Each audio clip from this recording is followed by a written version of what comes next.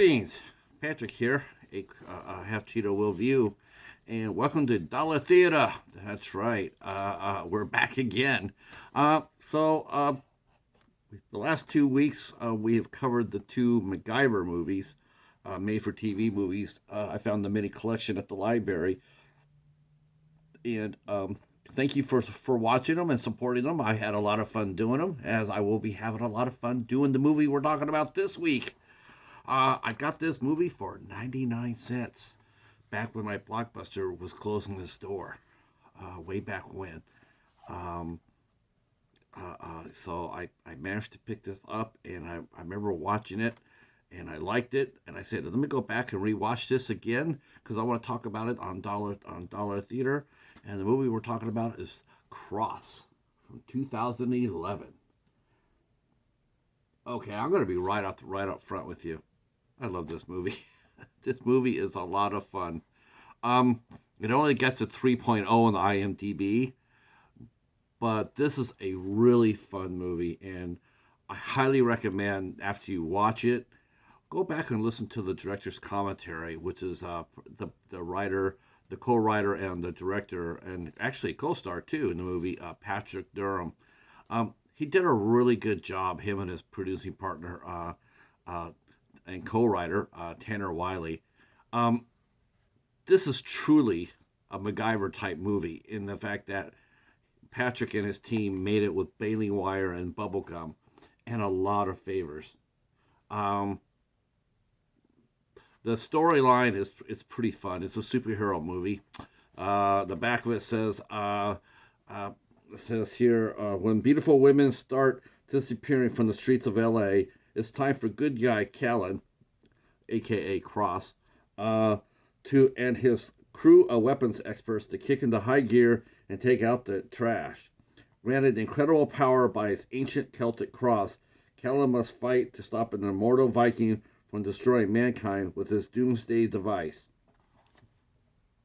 How could you not want to go in there and watch that, right? This is a really ambitious movie. It stars Brian Austin Green as Callen. It had Michael Clarke Duncan. That's right, Michael Clarke Duncan was here. He played the mean mob boss Ehrlich. Don't cheat Ehrlich when you play fish with him, or you'll swim with the fishes. We had the mighty Vinnie Jones as playing Gunnar the Viking. Tom Sizemore as Detective Nitty. He was good in this. The old Tom Sizemore. He was really funny, and there was Patrick Durham commented how Tom Sizemore had surgery on his knee and came back the next day and did 20 pages. Just what could have been, right? Danny Trujillo has a brief appearance. Robert Carradine, that's right, our favorite Revenge of the Nerd guy. He plays evil Dr. Zale. And while he isn't credited in the movie, he is in the movie, and he's really good. He's having a ball. Jake Busey from Starship Troopers. C. Thomas Howell, Attack of the Killer Donuts. He's in this movie. Tim Abell, he's in it. He's been in everything. Laura Herring is in this film. William Zabka. That's right, Johnny from Cobra Kai and the Karate Kid movies. He had an appearance. He played Griff, and he had a couple of funny lines in there. And of course, and a bunch of friends of Patrick's and Tanner's are in this movie.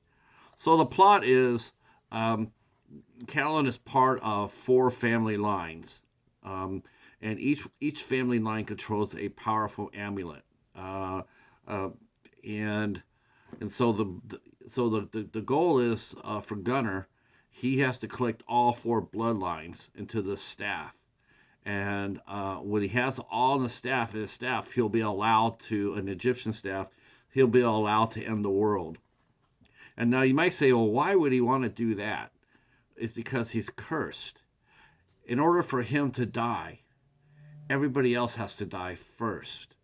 So it's not like he's doing this out of intention. He's not like he doesn't really want to do it. He has to do it. And that's sort of important, too, because Gunnar has Gunner has bigger things in mind, and Patrick had bigger things in mind for Gunner, as he makes appearances in the other two films in the series. Oh, that's right. I forgot to mention that Cross is part of the series. That's right. They've made 3 films so far across, and they're actually doing the production for the 4th one even as we speak. They're in pre-production. So Gunnar wants to end the world, and so of course Callen, who's powered by this Celtic cross, which protects him from all harm. He has to go out there and try to stop him before Gunnar gets all 4 bloodlines. Once he does, he'll be unstoppable. Even Callen won't be able to stop him. But of course, Gunnar has some abilities of his own, and one of them happens to be he's able to take Callen's cross off him.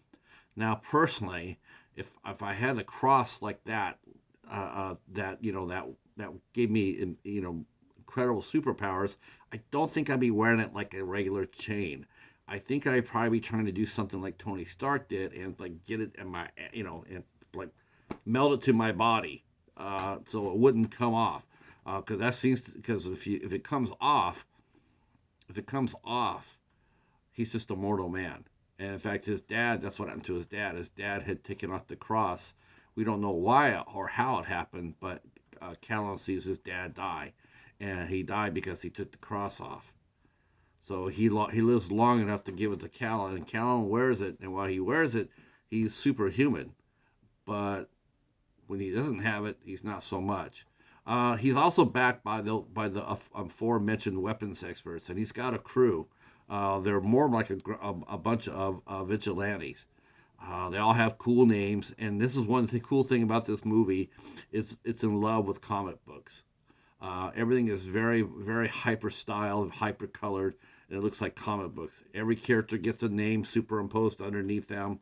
They all have cool names, like they have Riot, and they have Rook, and they have War, and they all have cool superhero type names, Ranger, and they all follow Callen as they do their best to keep this L.A. safe.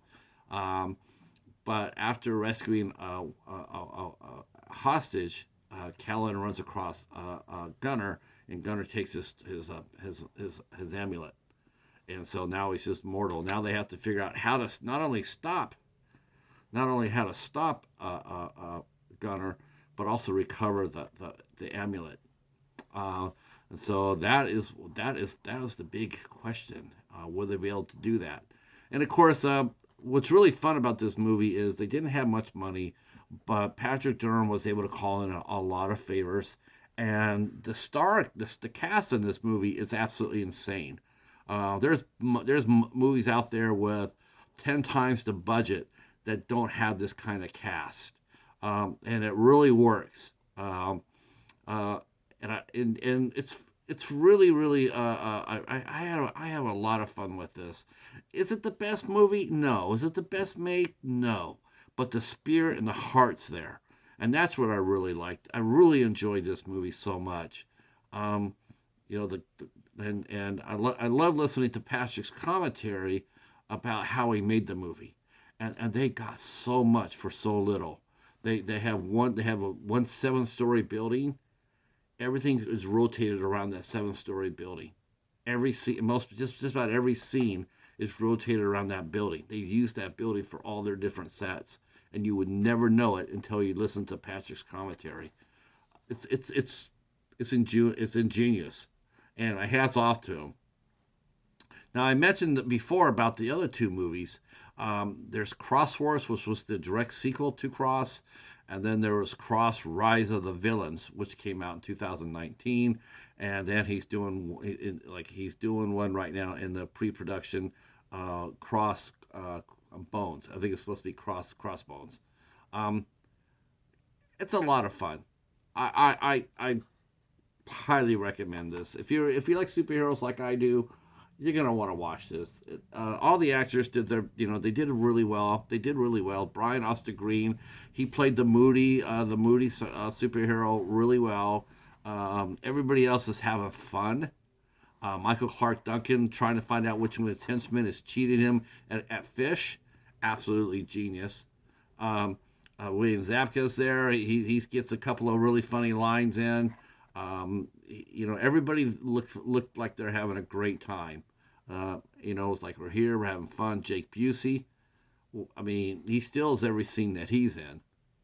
It's just a lot of fun to watch, and I highly recommend Cross. It came out on Sony. It's rated R. Like I said, there's 2 other movies behind it. I believe I have all of them. I have to go double check to see if I do. If I do, I'll be bringing them back and showing them on Dollar Theater. All right. If you're new to Dollar Theater, this is an ongoing series that was created by our good buddy Hobbs Horror, and a lot of people are doing it. I'm going to leave all their links down below, so you can go check out their playlist as well. Welcome back to the Bat, who's now rejoining us for Dollar Theater. So that's awesome as well. Big Hoss is doing it. Gonna get Charles Cochran back into it. Mr. Bones, Hobbs Horror. Anybody who wants to join in, it's $1. If you get any movie $1.25 or less, that's Dollar Theater. $1.25 or less, Dollar Theater. So if you want to partake of us, let me know too. If you do, let me know so I can add your name to my so I can put your playlist down in my description box. All right. Well, thanks for watching. And if you're new to the channel, please hit the sub button, hit the like button, and more importantly, leave a comment. Leave a comment. All right. That's it. We'll see you next Monday. Peace.